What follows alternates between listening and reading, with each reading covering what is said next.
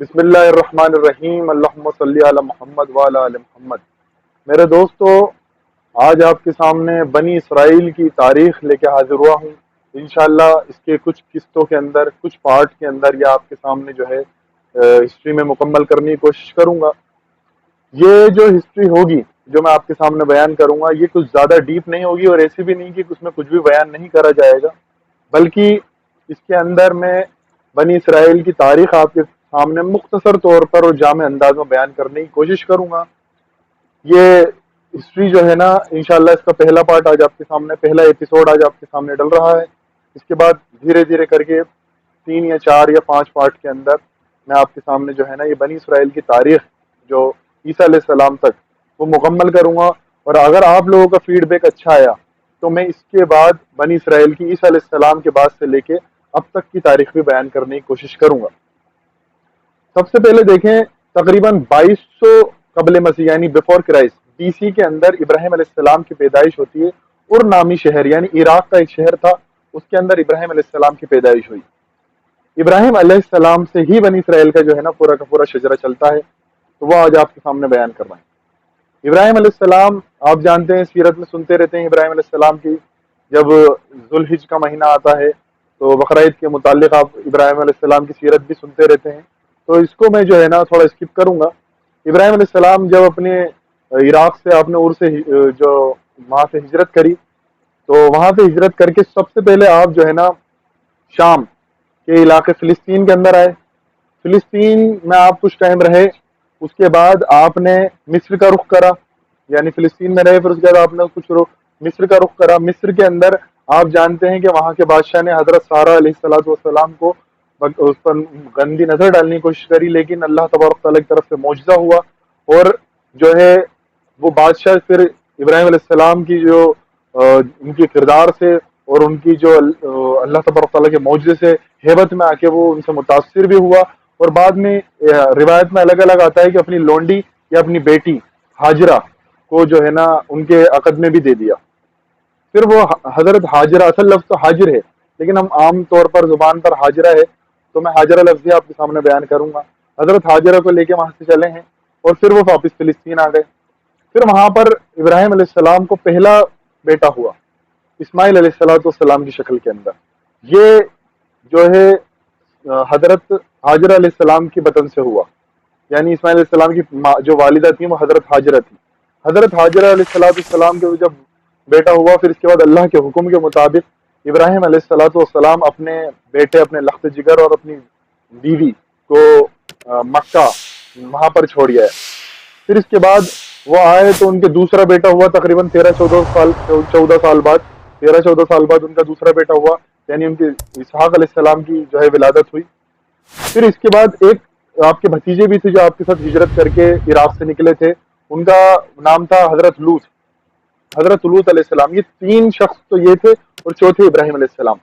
ابراہیم علیہ السلام نے سرپرست کی حیثیت سے جو ہے نا پہلے حجت قائم کر دیا آپ نے عراق کے اندر، پھر اس کے بعد جہاں پر آپ پیدا ہوئے تھے، پھر اس کے بعد آپ نے سرپرست ایک سپروائزر کی حیثیت سے ان تینوں کو کمانڈ کیا، یعنی لوط علیہ السلام، اسماعیل علیہ السلام اور اسحاق علیہ السلام۔ جب یہ تینوں کو اپوائنٹ کرا، یعنی لوط علیہ السلام کو تو اپوائنٹ کرا ڈیڈ سی یعنی مصر کے، اور یہ جو بستی ہے بحیرہ مردار یعنی ڈیڈ سی، یہاں پر آپ کو اپوائنٹ کرا صدوم اور عمورہ کی بستی پر۔ یہ ایک مارکیٹ پلیس بھی تھا اس وقت کا، جہاں پر ہر قسم کے آدمی آتے جاتے تھے، وہ رستہ تھا گزرنے کا، عام ایک رستہ تھا جہاں سے قافلے بھی گزارا کرتے تھے، تو وہاں پر آپ کو دعوت کے لیے اپوائنٹ کرا۔ دوسرے مکہ کے اندر حضرت اسماعیل علیہ السلام کو اپوائنٹ کرا، جو کہ جزیرہ نما عرب، جزیرہ نما عرب اس لیے کہتے ہیں کہ اس کے 3 طرف تو سمندر ہے اور لیکن چوتھی طرف سمندر نہیں ہے، تو یہ جزیرہ نہیں ہے، جزیرہ نما کہتے ہیں اسے، جزیرے کی طرح جزیرہ نما عرب میں اپوائنٹ کرا حضرت اسماعیل علیہ السلام کو۔ اور حضرت اسحاق علیہ السلام کو آپ نے جو ہے نا شام ملک فلسطین کے اندر جو ہے نا آپ نے اپوائنٹ کرا۔ یہ 3 تھے آپ کے اپوائنٹ کرے ہوئے بندے، یعنی ویسے تو وہ رسول بھی تھے، نبی بھی تھے، لیکن ابراہیم علیہ السلام ان کے اوپر سرپرست کی حیثیت سے کبھی صدوم اور عمورہ کی بستی میں حضرت لوط علیہ السلام کے پاس جا رہے ہیں، کبھی اسماعیل علیہ السلام کے پاس مکہ آ رہے ہیں، کبھی اسحاق علیہ السلام کے پاس جو ہے آپ شام اور فلسطین کا بھی دورہ کر رہے ہیں، یعنی سرپرست کی حیثیت کی آپ کی۔ پھر اب ہمارا جو عنوان ہے وہ ہے بنی اسرائیل کی تاریخ، تو میں اسماعیل علیہ السلام کو اور لوط علیہ السلام کو ڈسکس نہیں کرنا چاہتا یہاں پر، ڈائریکٹ ہم اسحاق علیہ السلام کی طرف آتے ہیں۔ اسحاق علیہ السلام کے ایک بیٹے ہوئے، ان کا نام تھا یعقوب۔ یعقوب عقبہ یعنی بعد میں آنے والے سے ان کا نام نکلا ہے، یعقوب بھی کہتے ہیں انہیں۔ ان کا اصل نام اسرائیل بھی تھا، یا ان کا لقب اسرائیل کہہ لیں یا آپ ان کا نام یعقوب کہہ لیں، بہرحال اسرائیل ان کا نام تھا۔ اسرائیل کے معنی ویسے تو اللہ کے بندے ہوتے ہیں، یہ ہبرو نیم ہے اسرائیل، یعنی اسرائیل اللہ کا بندہ۔ لیکن تورات کے اندر یہودیوں نے اس اسرائیل نام کو جو ہے نا توڑ مڑول کے پیش کرنے کی کوشش کری۔ انہوں نے کہا کہ ایک مرتبہ اللہ تبارک تعالیٰ کی حضرت اسرائیل علیہ السلام سے جو ہے نا لڑائی ہوئی، اور ان سے لڑائی ہوئی، رات بھر لڑتے رہے، لیکن اللہ تبارک تعالیٰ معاذ اللہ حضرت اسرائیل سے جیت نہیں پائے، یعنی یعقوب علیہ السلام سے جیت نہیں پائے۔ پھر اللہ تعالیٰ نے تھک کے جو ہے نا ان سے کہا صبح ہو گئے، اب چھوڑو، میں بھی تھک گیا ہوں۔ معاذ اللہ تورات میں واقعہ انہوں نے بیان کرا، اور پھر جو ہے ان کا نام اسرائیل کے معنی انہوں نے بنایا ریسلر یعنی کشتی باز۔ انہوں نے یہ نام اس کے نکالے، توڑ اور مروڑ کے پیش کرتے ہیں۔ بہرحال اصل میں اسرائیل کے معنی جو ہے وہ ہے اللہ کا بندہ۔ اس یعنی یعقوب علیہ السلام کے پھر 12 بیٹے ہوئے، ان میں سے 3 تو بہت مشہور ہیں۔ 12 بیٹوں میں سے ایک تو یوسف علیہ السلام، دوسرے بنیامین ان کے چھوٹے بھائی، اور ایک انہی کے بھائیوں میں سے جو ہے ایک تھے یہودا نام کا، ایک شخص تھا یہودا نام کا۔ اسی پہ چل کے آگے نام جو ہے نا ان کا قبیلے کا یہودی پڑا۔ تو یوسف علیہ السلام بہت مشہور ہوئے ان کے قبیلے میں سے، کیونکہ آپ نبی بھی تھے۔ اب یوسف علیہ السلام تقریباً 1900 BC یعنی بیفور کرائسٹ، قبل مسیح میں پیدا ہوئے۔ یوسف علیہ السلام کا قصہ مختصر آپ کے سامنے بیان کر دیتا ہوں۔ یوسف علیہ السلام کا پورا قصہ یہ ہے کہ وہ اپنے بھائیوں کے ساتھ کھیلنے کے لیے، جب انہوں نے بھائیوں نے اجازت مانگی کہ ہمیں پکنک پہ جانے کی اجازت دیں ابا جان، یعقوب علیہ السلام نے یعنی اسرائیل علیہ السلام نے انہیں جانے کی اجازت دے دی۔ انہوں نے اپنے بھائی کو کنویں میں ڈال دیا، اور پھر کنویں میں سے ان کو ایک قافلے نے نکالا اور مصر میں جا کے بیچ دیا۔ مصر میں جب جا کے بیچا تو وہ ملک مصر یعنی عزیز مصر کے گھر میں پلے بڑے، اور وہاں کا جو بادشاہ کہلاتا تھا وہ ملک مصر یا بادشاہ کہتے تھے، مصر کا بادشاہ۔ اصل میں یہ آپ دیکھیں گے ان کو ملک مصر اور عزیز مصر کہا جا رہا، فرعون نہیں کہا جا رہا۔ مصر کا بادشاہ تو فرعون ہوتا ہے، لیکن یہاں پر اس کو فرعون نہیں کہا جا رہا، کیونکہ یہ مصر کا نہیں تھا اصل میں۔ یہ ملک مصر جو عزیز مصر، یہ فرعون نہیں کہا جاتا تھا انہیں، اور یہ مصر کے تھے بھی نہیں، یہ اصل میں شام اور فلسطین کے ہی تھے لوگ۔ ان کو جو ہے نا چرواہا بادشاہ بھی کہا گیا، اس کو ہفسوس کنگ کہا گیا ہسٹری کے اندر، اسے امالکا بھی کہا گیا۔